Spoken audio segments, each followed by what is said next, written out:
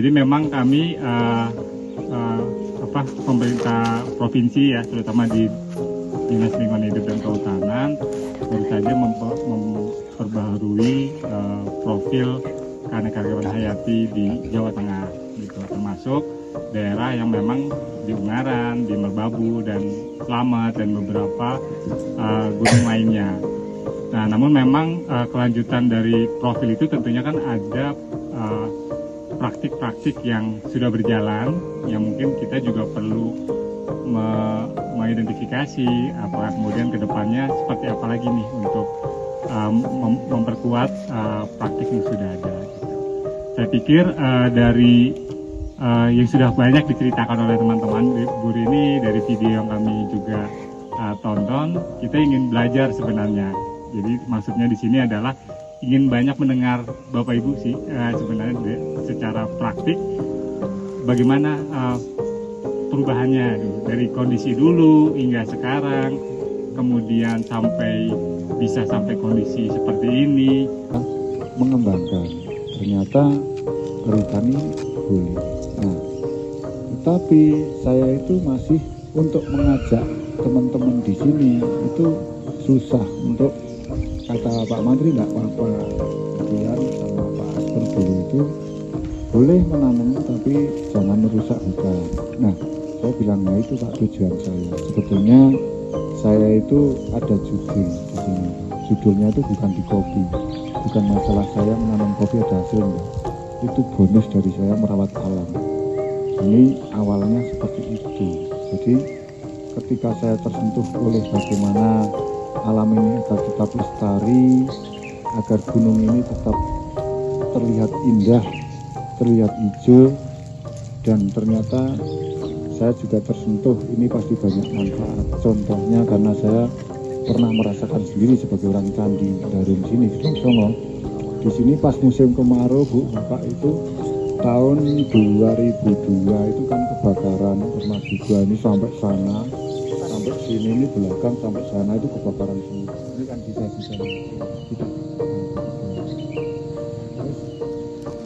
itu saya kepikiran karena di masyarakat saya itu berebut air. Mosok orang Gedong Songo kok nggak ada air gitu kan, sampai kurang air. Bukan dulu itu karena banyaknya para investor yang datang sini, bukan. Tetapi memang waktu itu malah belum banyak villa, belum banyak hotel, belum apa di sini.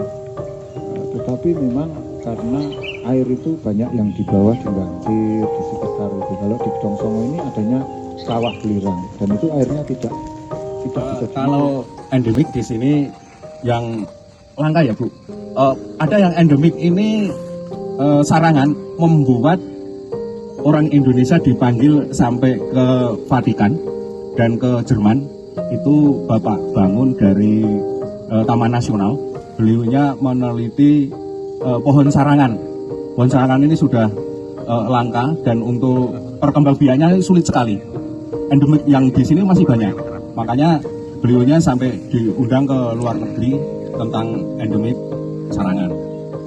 Kalau yang di wilayah sini ada puspa, masih ada beringin yang berbulu itu masih ada. Kalau endemik di sini yang langka ya Bu. Ada yang endemik ini Sarangan membuat orang Indonesia dipanggil. Kalau hewan masih banyak sekali. Kera ekor panjang ada. Kalau pagi di sebelah sini nih ekor panjang banyak sekali. Kalau kita ke sebelah kiri saya itu di peta 6K1 itu ada lutung. Lutungnya masih banyak sekali. Babi hutan masih banyak sekali. Seperti tadi yang disampaikan di depan itu Perhutani juga kerjasama dengan dari UNES itu sering pasang CCTV trap itu. Kamera trap itu sering kelihatan Pak. Ada babi hutan, ada kijang, ada kera, ada landak. Itu masih banyak sekali. Peran perempuan, nah di Gedong Songo ini Bu, salah satu ikonnya adalah Lingga dan Yoni. Lingga dan Yoni itu merepresentasikan maskulin dan feminin, laki-laki dan perempuan. Jadi sebenarnya di kami perempuan tidak bisa berdiri sendiri, laki-laki dan juga tidak bisa berdiri sendiri. Lingga dan Yoni itu di tanah air kita selalu bersatu. Ini melambangkan bersatunya antara laki-laki dan perempuan itu membawa keberlimpahan. Dan artinya di sini kita juga sadar peran, Bu. Jadi bahwa yang perempuan juga butuh peran laki-laki, yang laki-laki juga butuh perempuan. Mungkin itu case di saya dan Pak Slamet juga. Jadi Pak Slamet, memangnya Pak Slamet untuk hutan, beliau sangat menguasai. Jadi mulai dari flora dan fauna, ada bagian hutan yang memang kita tidak uti-uti. Jadi ibaratnya kopinya di situ kita serahkan untuk hewan liar, Bu. Beliau sekarang sudah sadar membuat sumur resapan. Bantuan dari Jasa Tirta, Bu, ya. Itu sudah 10 unit. Beliau tadi menjelaskan satu sumur resapan dalam waktu hujan lebih kurang 3 jam itu tidak penuh, tidak keluar, semua meresap ke dalam tanah. Padahal kedalaman cuma 2,5 meter.